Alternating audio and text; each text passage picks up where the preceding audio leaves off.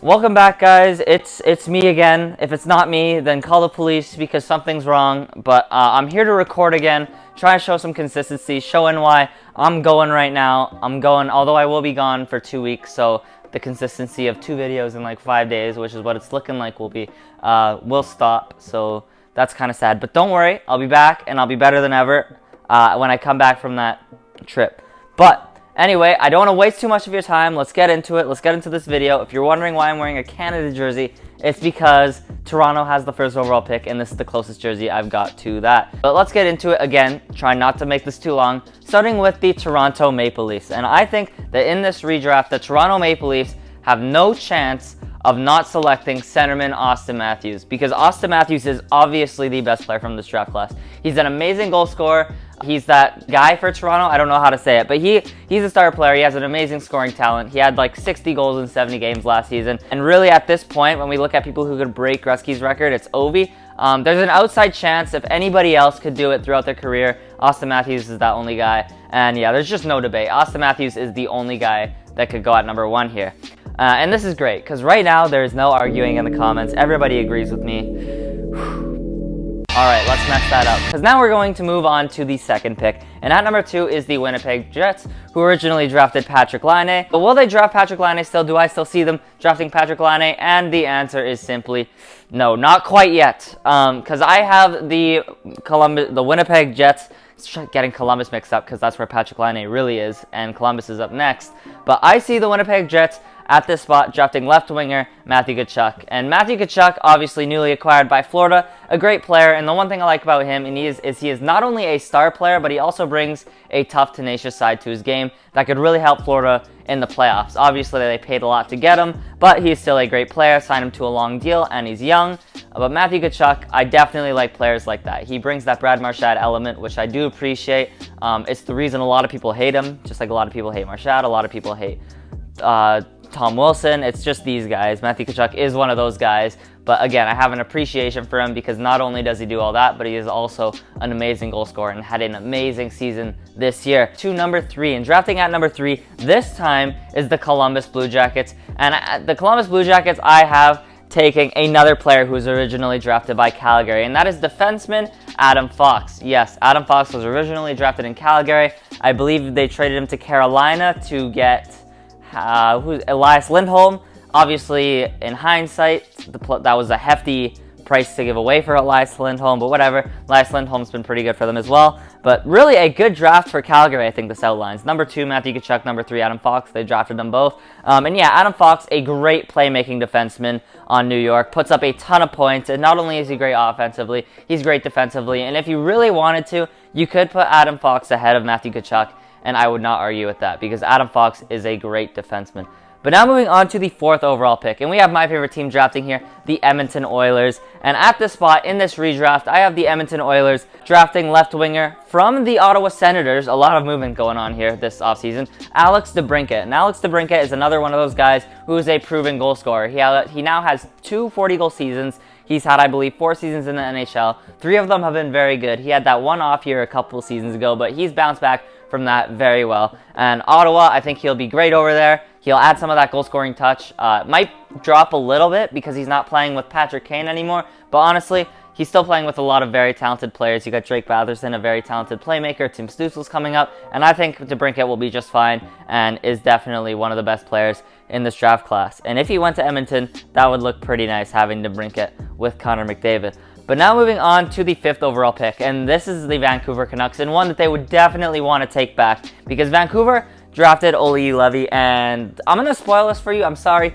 He is not in this redraft. Olli Juolevi sadly did not make this redraft, so this is the first pick that I think we can say is a real bust in this draft, in the actual draft. But in this redraft, I think Vancouver will be pretty happy because they go from Olli Juolevi, a not very good defenseman, I mean good, but like in the NHL level, not the greatest, to Charlie McAvoy. Charlie McAvoy, originally drafted at 14th to Boston, definitely makes up for that horrible 2015 draft. Honestly, it probably doesn't even make up for that horrible 2015 draft, but I'm not going to get into that right now. Let's just say they had like 2 misses, guaranteed 2 misses in that draft. But in this draft, Vancouver, Charlie McAvoy, very good defensively, very good offensively, and definitely one of the best all-around defensemen in the league. Like, he might not put up Cale Makar numbers or the numbers you see Victor Hedman put up, but he still puts up good offensive numbers. I think that he will put up more offensive numbers as his career goes on, but defensively as well, he is outstanding. So at this pick, it would be a good pick by Vancouver. Much better than Olli Juolevi. But now moving on to the Calgary Flames. And no matter what, the Calgary Flames will be disappointed here because they originally drafted Matthew Tkachuk, but what they get is not a bad consolation prize because they draft at number 6 left winger Jesper Bratt. And Jesper Bratt was originally drafted in the 6th round, I believe, pick number 162, whatever round that is, by New Jersey. And that was a amazing pick by New Jersey and makes up for the fact that at number 12, they drafted Michael McLeod, who we'll say didn't work out as much as you'd probably hope he would. But Jesper Bratt, a great player. There might be some recency bias with this pick, as I have him pretty high. So you might look at his whole career and say he should be lower. But I do think Jesper Bratt has a lot to give, and I think he is deserving of this number 6 spot. But now moving on to the 7th spot, and that is the Arizona Coyotes drafting here. And I think that the Arizona Coyotes will draft defenseman from the Tampa Bay Lightning, Mikhail Sergachev. And same thing with Sergachev. He's kind of overshadowed by Hedman. He's not going to put up those crazy offensive numbers. He's kind of like McAvoy in the sense that he will consistently put up some pretty good numbers. However, his defense is also very good. He's been part of a Tampa Bay team that's made it to the Stanley Cup Final 3 years in a row for a reason. He is a big part of that. His defensive game is very good. His offensive game is very good. Again, just an all-around good defenseman. And number 7, I think, is a solid spot for him and a safe pick for the Arizona Coyotes. But now moving on to number 8, and that is the Buffalo Sabres, who actually had a miss in this draft. They picked Alex Nylander at 8, and that did not turn out very well for them. But they definitely do a much better job in this redraft, obviously. Picking left winger from the Columbus Blue Jackets, Patrick Laine. Patrick Laine, when he's on his game, when he's focused, when he's motivated, can be an amazing goal scorer and one of the best in the NHL. But when he's not motivated, we've seen what happens. We saw it last season. His point totals drop, he doesn't play as good, and it is just not a pretty picture for Columbus. So you got to be hoping he's on his game. I think that he could actually rise in this draft rankings if I did it again, because he's finally going to be playing next to a legit center in Columbus. I guess Gaudreau isn't a center. He's going to have a legit playmaking line mate on his line. He played with Roslovic for a bit. He's played with Boone Jenner, and all these guys, he hasn't had like that legit star to play with that most first liners do. In Laine, I think his points will go up because of that, and really his contract that he signed this offseason might look expensive, but playing with Gaudreau, I think it will definitely make that not look very bad at all. But now moving on to the 9th overall pick, and at 9 is the Montreal Canadiens, who obviously originally drafted Sergachev, and that did not go well because they traded him away and didn't receive probably as much as you would like. But Montreal at number 9, I see them drafting right winger from the Arizona Coyotes, Clayton Keller. Clayton Keller had a great year. He came into the league, played great, and then he kind of lost his game a bit for a few years there. Looked like there was potential there, but he just couldn't quite find it. And then this year, on an Arizona team that in every single way got much worse than they were the previous season. A lot of players this season got much worse than they were. Clayton Keller got better. And honestly, I kind of wanted to put him higher just because of this. Oh God, my throat. Cut that out. But Clayton Keller got much better in a season where everybody got much worse, and that kind of wanted me to put him ahead of like a guy like Patrick Laine or a guy like Mikhail Sergachev, just because he was on this atrocious team and he had a great season. But I didn't want to have too much recency bias in this. Patrick Laine over the course of his career, Mikhail Sergachev over the course of his career have been better players, I think, overall than Clayton Keller, which is why he goes down to number 9 instead of being ahead of Laine and Sergachev. But I do think this is a solid spot for him. Obviously, I made this redraft, but let me know in the comments what you think so far about this redraft, because we are definitely not going to agree on everything. There are going to be some picks, especially as we get later, that you guys will think should be much higher or maybe lower, or maybe not even in the draft. But now we're going to move on to number 10. And at number 10 is the Colorado Avalanche. And at number 10, I have the Colorado Avalanche selecting centerman from the St. Louis Blues, Jordan Kyrou. And Jordan Kyrou, hopefully I'm saying that right, is a player who's kind of just broken out this season. Years prior, he was okay. He's kind of evolved his game slowly, and that potential was there. And I kind of saw that, which is why I put him on my fantasy team this year. What a move by me. By the way, I won this year in the fantasy league, so what a decision by me. Jordan Kyrou is a big reason for that. So honestly, good GMing there on my part. But Jordan Kyrou, an amazing season. It'll be interesting to see whether he can keep it up next season. But now moving on to the 11th overall pick. And at number 11 drafting is the Ottawa Senators. And Ottawa had a miss in this draft. They drafted Logan Brown, who is still trying to kind of find his way in the NHL on St. Louis. We'll see if he manages to do it or not this season. But who I have them drafting is a much better player than that. And that is left winger Pierre-Luc Dubois. Pierre-Luc Dubois is a very consistent player. He consistently puts up like 60 points in a season. Obviously last year was not a very good year for him, but he's a good second line center. There's not much to say. He's good on both sides of the ice, good defensively, good offensively, and just a very solid all-around player. But now moving on to the 12th overall pick, and it is the New Jersey Devils selecting. And at this pick, I see the Devils selecting defenseman from the Colorado Avalanche, Samuel Girard.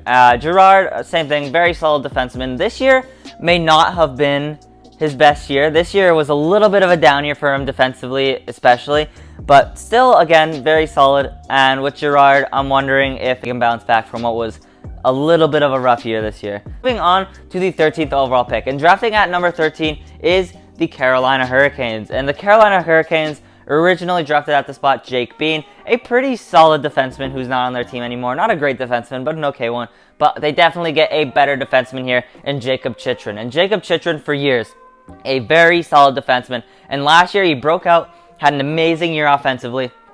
And then this year it kind of just fell apart a bit. Like I said, Arizona took a huge step down in almost every way, and Jacob Chychrun kind of went down with that. His defensive game definitely got better as the season went along, I think, because at the start of the year, it was atrocious. Jacob Chychrun was just not looking good at all. But again, like I said, season goes on, it gets a little bit better, but there's not much you can do on an Arizona team that loses pretty much every game. I still think he is a very solid defenseman, and I still think he is worthy of a top 15 pick in this draft. And if he can find that game that he had last season again, he can definitely easily move up a couple spots in this redraft. But now moving on to the 14th overall pick, and at 14 is the Boston Bruins, and I see the Boston Bruins drafting right winger from the Buffalo Sabres, Tage Thompson. And Tage Thompson this season blew up. He scored 38 goals, almost a 40-goal season, after having a season before that, and seasons before that, where it was like, oh, he just can't get his game together. The elements are there, the size is there, but he just can't get it together. And this season, like I said, he did that, but for years, it was like we were waiting for the Tage Thompson to come out. We were waiting for him to find his game out, and it just like, you could see it, and it wasn't happening. But again, happened in Buffalo, thankfully. As a Buffalo fan, I'm pretty happy to see that, and I'm hoping he can keep it up next year. And that's kind of what's holding him back from being higher on this list, is that this is a one-year, good year thing. An amazing year last year, but the seasons prior to this, he was still trying to find his game. So I'm hoping that it wasn't a career year, and that he can still keep up the numbers and the goal-scoring ability that he managed to put up in this season. But now moving on to the 15th overall pick, and at 15, drafting is the Minnesota Wild. And at this pick, I see the Minnesota Wild finally taking a goaltender in this redraft, because there were not a lot of good goalies in the 2016 NHL draft, I'm not going to lie, or at least yet. Maybe some will break out in the future, but as of right now, there are very few goalies that are notable from this draft. One that is very notable is Carter Hart. And Carter Hart, originally drafted in the second round to Philadelphia, still kind of trying to find his game. Definitely had a decent bounce back season to what he had last year, considering, because you have to think, Philadelphia had a horrible year defensively as well. Defensively, offensively, it was horrible, and Carter Hart was kind of left there to dry. So a 905 on a team like that is not bad, and I think that on a better team, we would see Carter Hart put up some better numbers, but I still see him one day being a very solid goalie in the NHL, and I think that he's still worthy of a top 15 pick. But now moving on to the 16th pick, and that is the Arizona Coyotes, originally drafting Chychrun at the spot. So yes, the player does get a little worse from here, at least in my opinion, because I see them drafting right winger from the Montreal Canadiens, Josh Anderson. And Josh Anderson is one of those players who brings that tough element, that hitting element to his game. You're not going to see those crazy offensive numbers. He's kind of a middle six forward who can get hot sometimes, let me tell you. He definitely has his hot and cold streaks offensively, but he brings that hitting, he brings that style of play, which is really what there is to like about Josh Anderson. And what separates him from my number 17 pick, which is the Nashville Predators, and I had them drafting Jesse Puljujärvi. Jesse Puljujärvi has no physicality whatsoever. He puts up some decent points. Sure, he put up some decent points. English. He put up some decent points this year with the Oilers, but my question is how much of that is because he was playing with McDavid or because he was playing with Draisaitl? Because let me tell you, he was playing with them a lot this year, and he started off the season so hot. He had like 12 points in 8 games. I was like, oh my gosh, Puljujärvi is crazy. I love him. And then it just fell off, and he ended up like with a half point per game. But Puljujarvi, the potential is there. The potential's there for him to be a top 6 forward, a solidified top 6 forward. I've seen the elements, kind of like Tage Thompson. He's got the size, he's got the skill. I just need to see Puljujarvi put it all together and work well with like one of McDavid or Draisaitl, and bam, there you go. You got yourself a top 6 forward for Edmonton. But yeah, that's what separated Anderson and Puljujarvi for me, was that Anderson does bring that physical side to his game. And again, I favor players who bring that physical side. I like seeing that. I feel like you need to have those players on your team. But now moving on to the 18th overall pick. And at number 18 drafting is the Winnipeg Jets. They originally drafted defenseman Logan Stanley, who is trying to find his way. He's a big defenseman. But instead of that, they're going to draft another defenseman, I think. And a very, very elite defensive defenseman, and that is Ryan Lindgren from the New York Rangers. And Ryan Lindgren was originally drafted number 49th by Boston. He got traded to the Rangers. Not as much as you'd probably want. Was given back to Boston. But Ryan Lindgren has shown to be an amazing defensive defenseman, and I think is a big part of the reason Adam Fox is as good as he is. Now, not a huge reason. I'm not saying Adam Fox isn't a great defenseman without Lindgren, but Lindgren is so good defensively that it allows Adam Fox to do those offensive things. Kind of like how Tanev was with Hughes. When Tanev was with Hughes, Hughes had all these great numbers. His defensive numbers weren't bad because Tanev was always there. He was that rock behind him. And then Tanev left, and Hughes' numbers kind of fell a bit, at least his defensive numbers. And I think Ryan Lindgren is kind of that Tanev to Fox's Hughes. You know what I'm saying? It's a weird comparison maybe, but that's what I'm saying.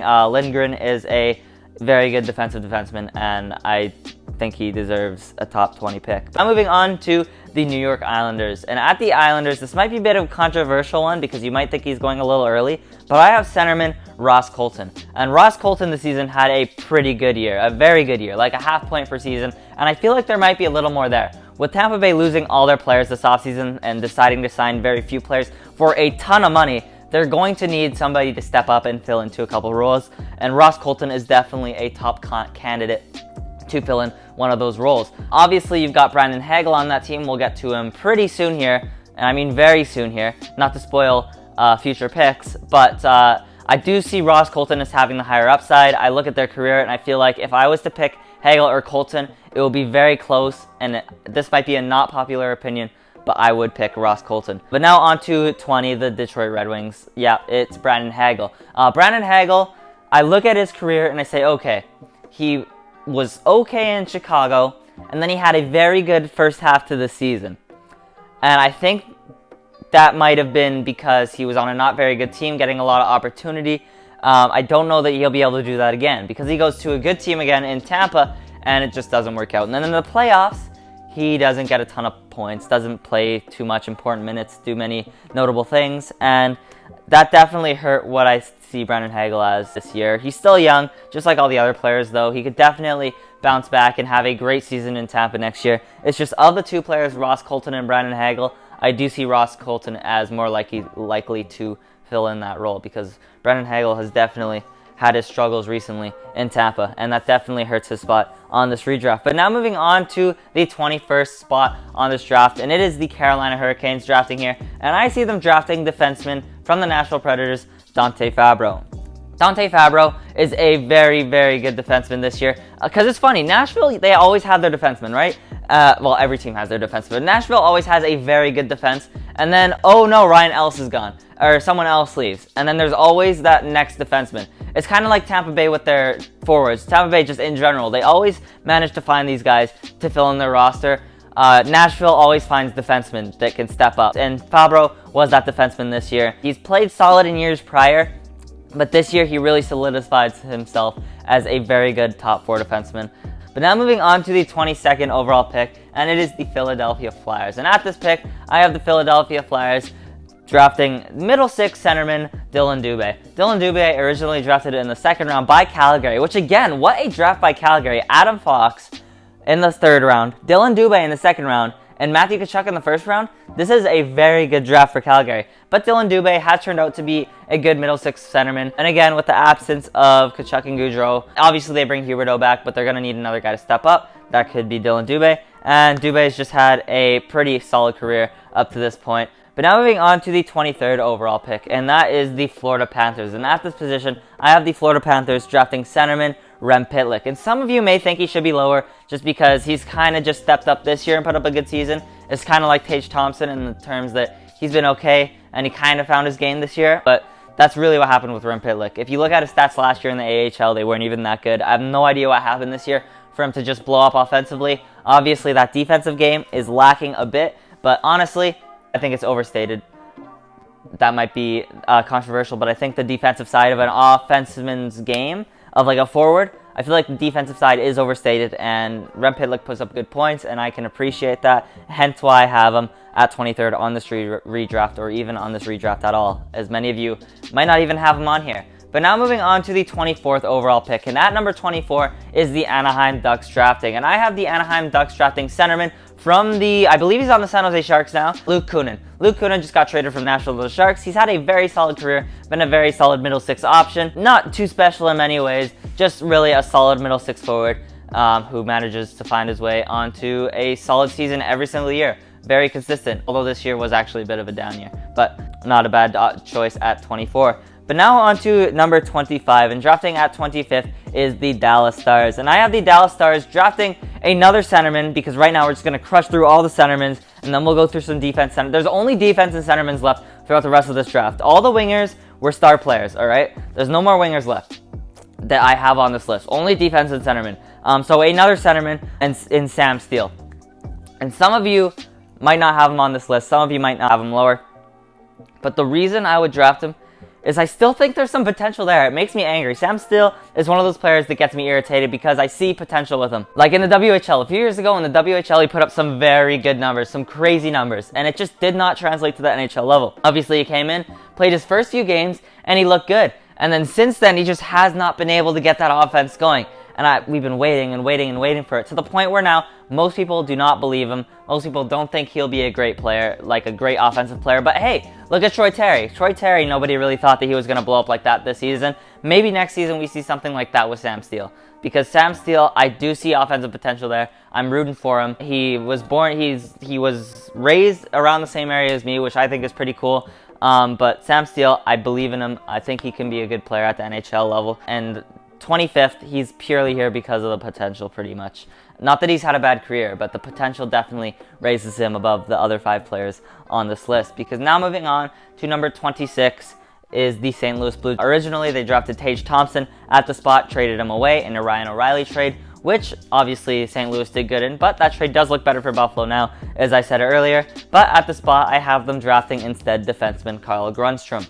Carl Grundstrom, just a solid defense. Oh, hit my phone again. Don't want to drop it like I did last video. Pretty solid offseason. They got Ryan McDonough. Oh, Carl Grundstrom, a solid defensive defenseman who can put up some points. Really had a breakout year this year, proving himself to be a good NHL defenseman. And in the playoffs, had a pretty good run.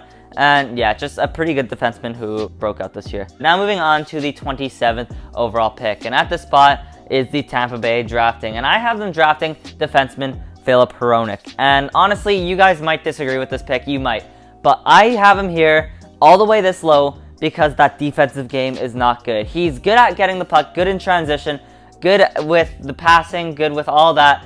Basically offensively. Offensively, he's good. But defensively, he has just not been good. If you look at the stats, you look at the advanced stats, you look at the plus minus, his defense just stats are not good. And as a defenseman, that's kind of important. Like I said with forwards, it's kind of overstated with your defensive play, I think. I think it's a little overstated. But with defensemen, it's in the name, a defense man. You should be good at defense. So when Filip Hronek goes out there, puts up some pretty decent offensive numbers, and doesn't play good defensively, that definitely hurts a spot in my redraft. And he definitely reminds me of a Tyson Barrie, I think. As an Oiler fan, he reminds me of a Tyson Barrie, where he puts up those points. The defensive game might not be as good, but Filip Hronek, maybe I'm overstating how bad his defensive game is. Maybe I have him too low. You guys might disagree with me, but at the end of the day, I still have him on the redraft, and I still have him at 27. So still a pretty solid position. But now moving on to the 28th spot in this redraft, and that is the Washington Capitals drafting. And I see them drafting another defenseman. I told you it was only centermen and defensemen.